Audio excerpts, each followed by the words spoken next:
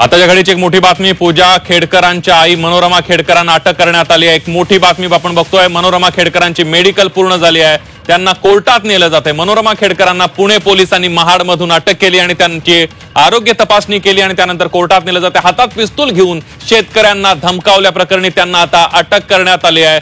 पूजा खेडकरांच्या आई मनोरमा खेडकर यांना अखेर अटक झाली आहे। मनोरमा खेडकर यांना रायगडमधून ताब्यात घेण्यात आलं होतं। त्यांची आरोग्य तपासणी झाल्यानंतर, त्यांचं मेडिकल झाल्यानंतर त्यांना कोर्टात हजर करण्यात आलं आणि त्यांना कोर्टात अटक करण्यात आली आणि त्यानंतर आता कोर्टात सुद्धा हजर केलं जाईल। त्यामुळे आता त्यांना आता कोर्टात नेलं जाते अशी अपडेट समोर येते आहे। आपल्याला माहित आहे की पूजा खेडकर यांच्या प्रकरणानंतर त्यांच्या आईचा एक शेतकऱ्यांना धमकावण्याचा एक व्हिडिओ मोठ्या प्रमाणावर व्हायरल झाला होता।